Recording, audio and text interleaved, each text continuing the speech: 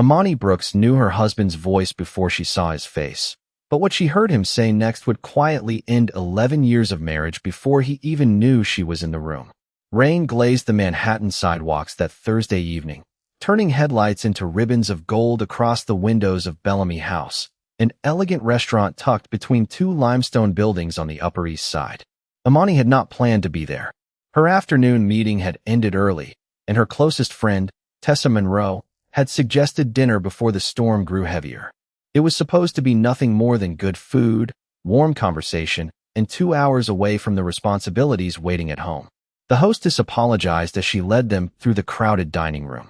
Only one booth remained, half hidden behind a tall velvet divider near the back. Imani smiled and said it was perfect. She slipped off her raincoat, revealing a simple navy dress, and placed her phone beside the candle flickering between them. Tessa had barely opened the menu when a man's laughter drifted from the booth directly behind Imani. Her hand stopped. There were voices, a woman's first, polished and familiar, then his. Grant Whitmore, her husband. For one suspended second, Imani wondered whether exhaustion had played a cruel trick on her. Grant had kissed her forehead that morning and told her he would be meeting investors downtown. He had even apologized because the dinner might run late. Then he spoke again, close enough that she could hear the quiet confidence in every word. Imani slowly raised her eyes toward Tessa. Her friend had heard it too. Through the narrow opening beside the divider, Imani caught a glimpse of a charcoal suit, a silver watch, and the unmistakable profile of the white man she had shared a home with for 11 years. The watch was the anniversary gift she had given him last spring. Across from him sat Celeste Vaughn, the communications director at Whitmore Development. Celeste leaned toward Grant with the ease of someone who had stopped worrying about boundaries long ago. Imani felt no dramatic rush of anger. What came instead was colder, quieter, almost precise. She remembered every delayed flight, every canceled weekend, every message that said, "Don't wait up." Then Celeste asked softly, "When are you going to tell her?" The restaurant continued around Imani, as if nothing had happened. Silverware touched porcelain. Someone laughed near the bar. Rain traced slow lines down the glass. Grant answered, "After the Harbor Point deal closes." Imani still thinks we're trying to save the marriage. Tessa's expression changed, but Imani reached across the table and touched her wrist. "Don't turn around," she whispered. Her voice was steady, almost unnaturally steady. Behind them, Grant continued speaking, unaware that the woman whose future he was casually discussing sat less than 6 feet away. Imani looked at the wedding ring on her left hand, then at the candlelight trembling across her water glass. She did not stand. She did not confront him. She simply turned her phone face down, lifted her chin, and listened. Tonight, Grant Whitmore believed he was deciding how his marriage would end. He had no idea his wife had just heard enough to begin deciding what her life would become. For 11 years, Imani had believed that marriage was built in the ordinary hours no one photographed. It was built in cold coffee left beside a laptop at midnight, in whispered encouragement before impossible meetings, in choosing the same person when success was still only a promise. She had known Grant Whitmore before magazine profiles called him a visionary developer, before Whitmore Development occupied 3 polished floors of a midtown tower, before tailored suits and private drivers became ordinary parts of his life. When they married, Grant had ambition, a rented office, 2 employees, and more confidence than money. Imani had stood beside him anyway. She reviewed proposals after finishing her own work, introduced him to neighborhood leaders, and helped shape the community-centered language that won his company some of its earliest contracts. Grant used to call her his compass. Somewhere along the way, he had stopped asking which direction they were going. Success arrived gradually, then all at once. The small apartment became a Manhattan penthouse. Budget dinners became charity galas. Grant began appearing in business magazines beneath headlines about the future of urban development. Imani smiled beside him in photographs, elegant and composed, while fewer people remembered how much of the foundation beneath his success carried her fingerprints. She never demanded recognition. She thought they were building one life together. Sitting inside Bellamy House now, she understood how dangerous that assumption had become. Behind the velvet divider, Celeste lowered her voice. "What happens when she realizes you are serious?" Grant paused before answering. Imani could picture the expression he wore when discussing difficult negotiations, calm and certain, as though every outcome could be managed with the right strategy. She will be hurt, he said, but Imani is practical. Eventually, she will understand. Practical. The word landed with strange precision. It was the same word he had used when she canceled a vacation so he could close his first major property deal. The same word he used when she moved her own career plans around his expansion schedule. Celeste asked another question. And the company? Could she make a claim? Grant gave a quiet laugh. Imani never understood business anyway. She liked the community side of things, but that was always more of a passion for her. Across the table, Tessa slowly lowered her menu. Imani said nothing. 11 years rearranged themselves inside her memory. The proposals, the introductions, the nights she had helped Grant translate ambitious plans into something real people could believe in. He had not merely forgotten her contribution. He had rewritten it. Imani looked down at her wedding ring. The diamond caught the candlelight beautifully, almost mockingly. For years, she had treated that ring as proof of permanence. Now it looked different. Not worthless. Just finished. Tessa leaned closer. We can leave. Imani lifted her water glass and took one measured sip. Not yet. There was no tremor in her voice. Behind them, Grant continued discussing the future as though Imani were an inconvenient chapter he could close whenever the timing suited him. But for the first time that evening, the ache inside her began changing shape. Pain became clarity. Clarity became resolve. Grant thought the woman sitting at home was waiting for him to decide her future. He was wrong. She was sitting 6 feet behind him, discovering that she had spent 11 years helping build an empire for a man who had forgotten she knew exactly how foundations were made. Imani stayed until the truth had nothing left to hide. She ordered the roasted salmon she had chosen before recognizing Grant's voice, and when the plate arrived, she thanked the server with the same calm courtesy she would have shown on any ordinary Thursday night. Tessa barely touched her own dinner. Every few seconds, her eyes searched Imani's face for some sign that the composure might break, but Imani gave her none. Behind the velvet divider, Grant and Celeste had moved on from discussing the marriage to Harbor Point, the development deal Grant believed would secure another decade of influence for Whitmore Development. He sounded relaxed now. Certain. That certainty hurt more than Celeste's laughter. Grant was not confused about what he was doing. He had simply built a version of the future in which Imani's feelings were an administrative problem to be handled later. When their server asked whether she wanted another glass of water, Imani smiled and said, "Yes, please." Then she unfolded her napkin across her lap and continued listening. Celeste asked whether Grant felt guilty. Silence followed for several seconds. Imani waited. 11 years seemed to gather inside that pause. Christmas mornings. Airport goodbyes. Sunday coffee. The night Grant signed the lease on his first real office and lifted Imani off the floor because neither of them could stop laughing. Finally, Grant answered, "Guilt does not change what I want." Something inside Imani became very still. Not empty. Still. There was a difference. She had spent the first half of dinner wondering whether there was an explanation capable of repairing what she had heard. Now she understood that searching for one would only insult the truth sitting 6 feet behind her. A few minutes later, chairs shifted. Grant called for the check. Imani kept her eyes on Tessa as footsteps passed their booth.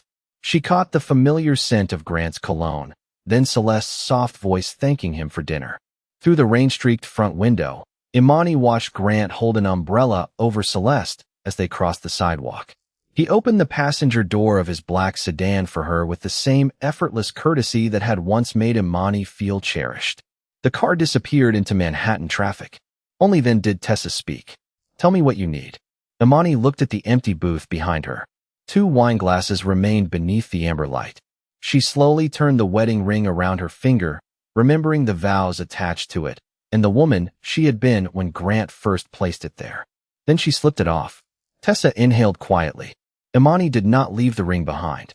She placed it carefully inside the zippered pocket of her purse. "I am not making decisions while I am hurt," she said. "I am making them when I am informed." Tessa's expression sharpened with understanding. She was an attorney. She knew exactly what those words meant. "Tomorrow morning?" she asked. Imani nodded. "Tomorrow morning, we find out what I need to protect." The server brought the check. Imani reached for it before Tessa could. She paid for dinner herself and added a generous tip. Outside, the rain had softened to a mist. Imani stood beneath the restaurant awning, her left hand suddenly lighter than it had been in 11 years. She expected that emptiness to frighten her. Instead, it felt strangely honest. Grant believed he had more time. Time to close Harbor Point. Time to manage his marriage. Time to decide when Imani deserved the truth.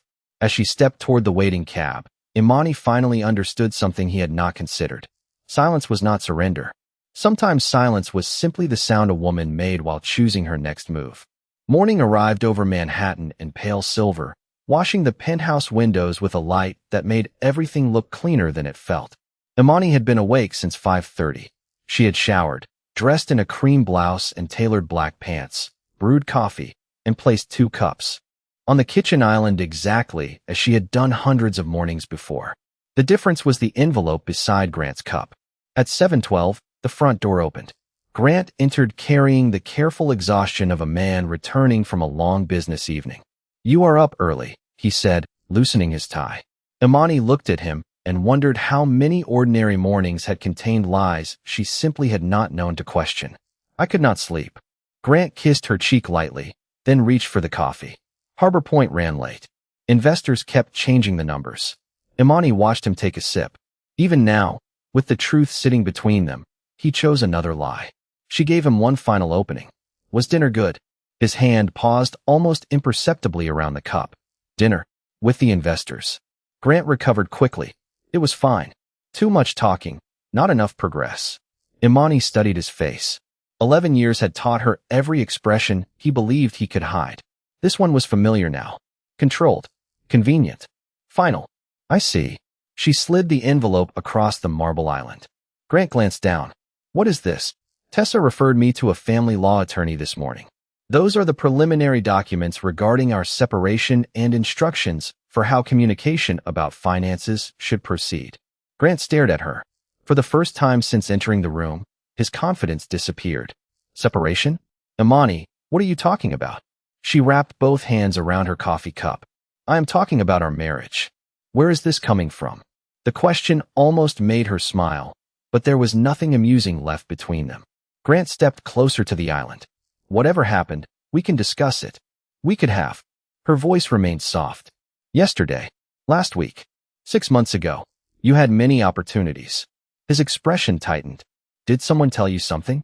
Imani let the silence remain just long enough for him to hear himself inside it. Then she said, "I was sitting behind you." Grant stopped moving. The color seemed to leave the morning. Even the city beyond the windows felt suddenly distant. "At Bellamy House," she continued, "I heard Celeste. Ask when you plan to tell me. I heard you say I still believed we were saving our marriage. I heard you discuss whether I could make a claim against the company. And I heard what you think of my understanding of business." "Imani, please." "What you heard was complicated." "No. One word. Calm. Precise. Complicated is uncertainty." "You sounded very certain." Grant lowered his eyes. "I never wanted you to find out that way." "You mean before you were ready?" He had no answer. Imani opened her purse and removed the wedding ring she had placed there the night before. She set it beside his untouched coffee.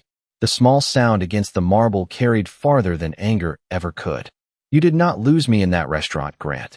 You lost me every time you came home and chose to lie." She picked up her coat. Grant said her name, but she did not stop. At the doorway, Imani looked once at the home they had built together, then at the man who had mistaken her loyalty for permanence. She walked out without raising her voice. Behind her remained the ring, 2 cups of cooling coffee, and a millionaire who had spent years believing he understood the value of everything he owned. For the first time in 11 years, Imani Brooks owned a morning that belonged entirely to her. 3 weeks after leaving the penthouse, she stood beside the window of a modest 1-bedroom apartment on West 72nd Street, holding a mug of coffee while sunlight stretched across moving boxes and hardwood floors. There was no driver waiting downstairs, no assistant texting Grant's schedule, no charity calendar arranged around the Whitmore name. The apartment was smaller than the penthouse living room, yet Imani could breathe there. Tessa had helped her move quietly and had spent the following weeks guiding her through financial records, legal documents, and years of paperwork. Grant had called repeatedly at first. Imani answered only when necessary. Every conversation remained brief, civil, and precise. She was not interested in punishing him. She was interested in understanding what remained hers after spending more than a decade building a life around someone else. One rainy Saturday afternoon, Imani opened a storage box she had carried from the penthouse and found a navy binder beneath old photographs. Across its cover were 3 faded words, Neighborhood Renewal Project. She sat on the floor and opened it.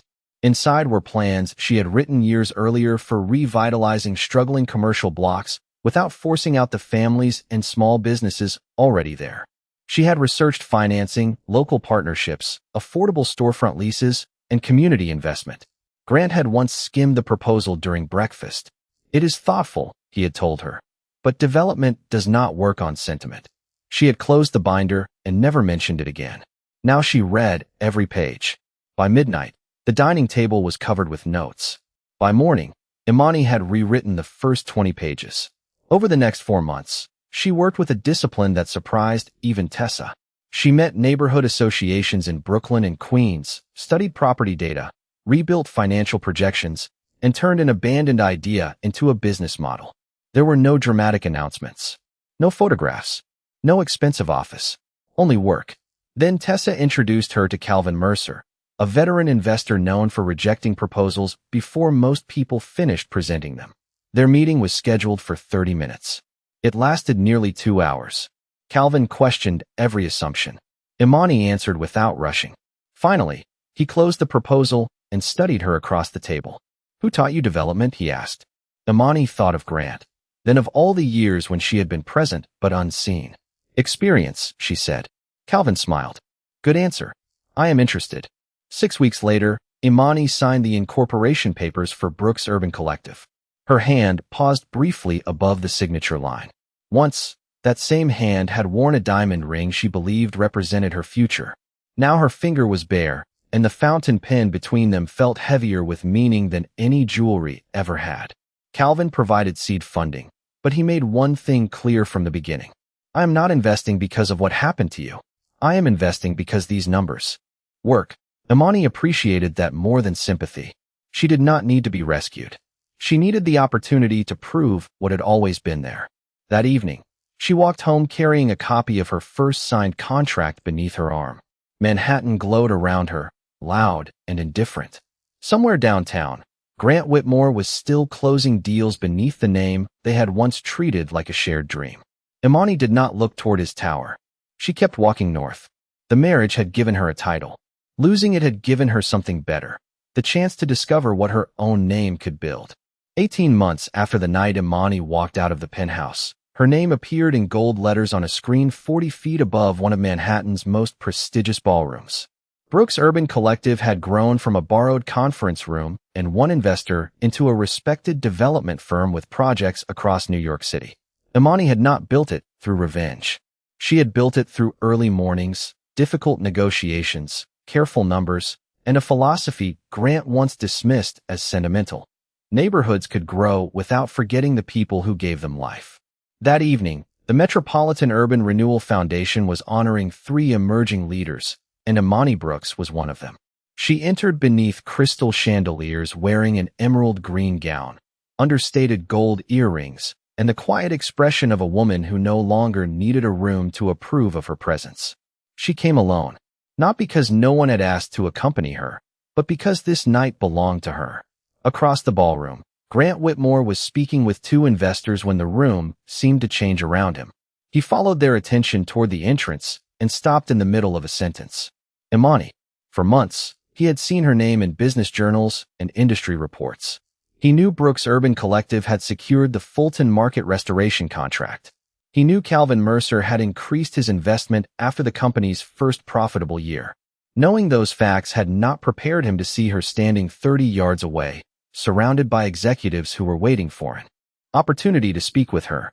Grant looked older than Imani remembered, still polished, still unmistakably successful. But the confidence that once seemed permanent now carried strain around its edges. Harbor Point had suffered delays, financing problems, and growing opposition from community groups.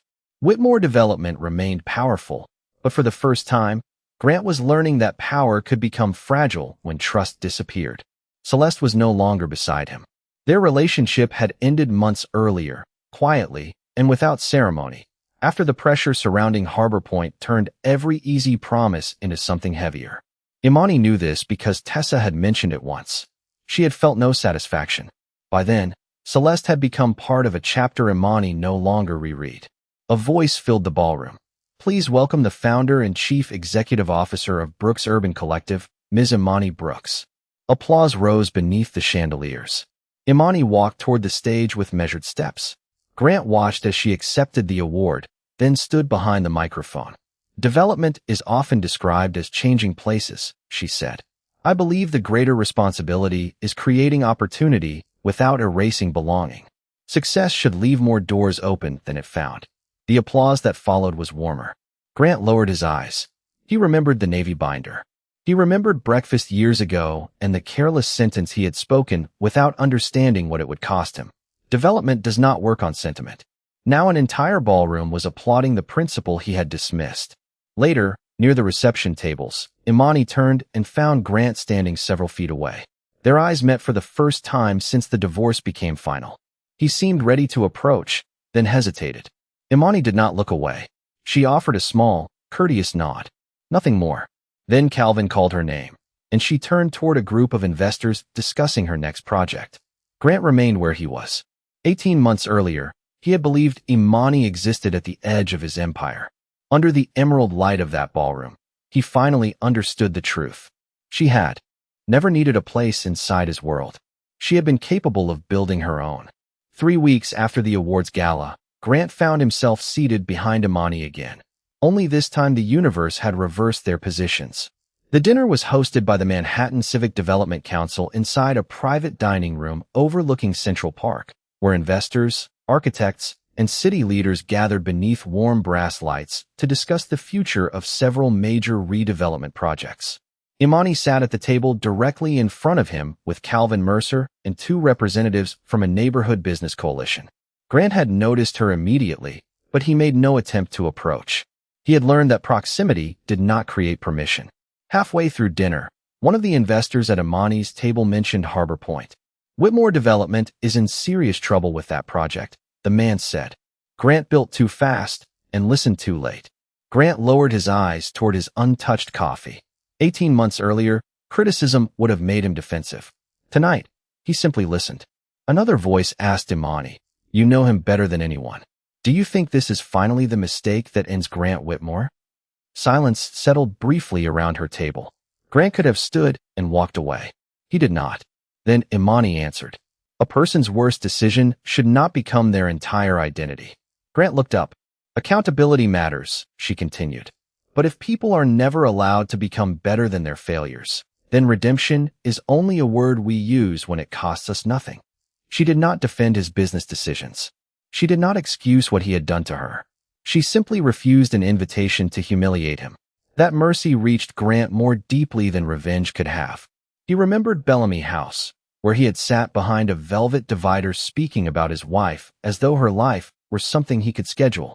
Now he was the one sitting unseen, hearing Imani speak when she had every reason to be cruel. She chose dignity instead. After dinner, Grant waited until the room had nearly emptied. Imani stood near a tall window gathering documents into a leather portfolio when she noticed him approaching. "Imani." She turned. "Grant." No anger, no warmth, just recognition. For several seconds, he struggled to find words that did not sound rehearsed. "I heard what you said about Harbor Point." Imani closed her portfolio. "I did not know you were behind me." The irony passed quietly between them.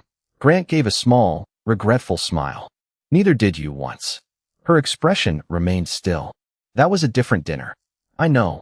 He looked toward Central Park, where the city lights shimmered beyond the glass.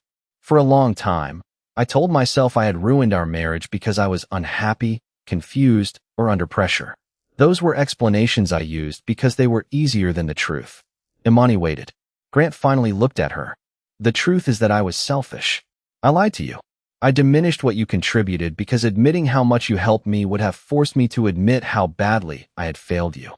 He paused. "I am sorry." There was no request attached. No promise that he deserved another chance. No convenient, but waiting at the end of the sentence. Imani studied him carefully. "Thank you for saying it without asking me to make you feel better." Grant nodded. You do not owe me that. No, she said softly. I do not. Then she wished him good night and walked toward the elevators. Grant remained beside the window as the doors closed behind her. For the first time, his apology had not been a negotiation. And for the first time, Imani did not need his regret to validate what she had survived. The balance between them had changed long before that evening. Now they both finally understood it. 6 weeks after the civic dinner, Imani sat at the head of a walnut conference table while 12 members of the Brooks Urban Collective Advisory Board studied the proposal projected across the wall. Harbor Point had reached a breaking point.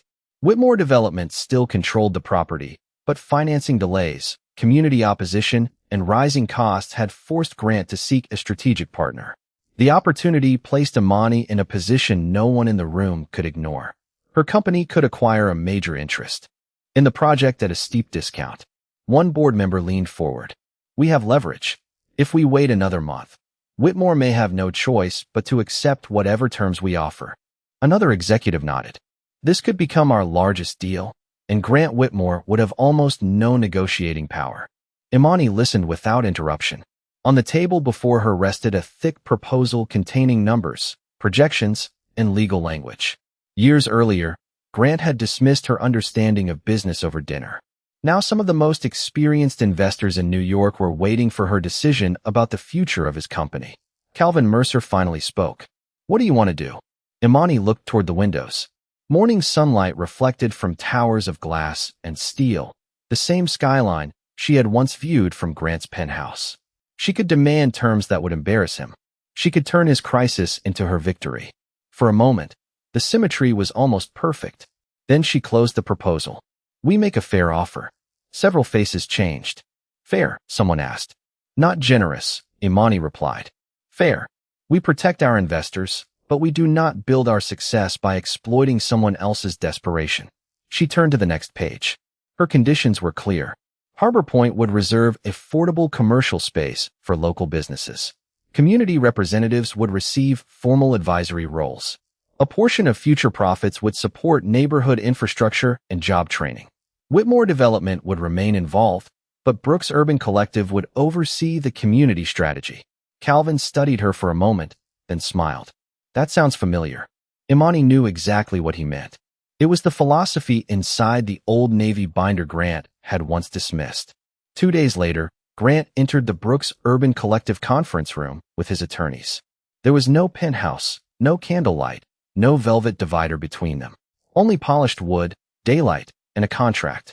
Imani explained the terms herself. Grant listened carefully. When she finished, he looked at the final page. Your board agreed to this? After considerable discussion, you could have asked for much more. Imani held his gaze. I could have. Grant understood the rest without hearing it. She had enough power to make his humiliation public and profitable. She had simply chosen not to become the kind of person who needed that victory. His attention returned to the community provisions. This was your idea years ago. A version of it.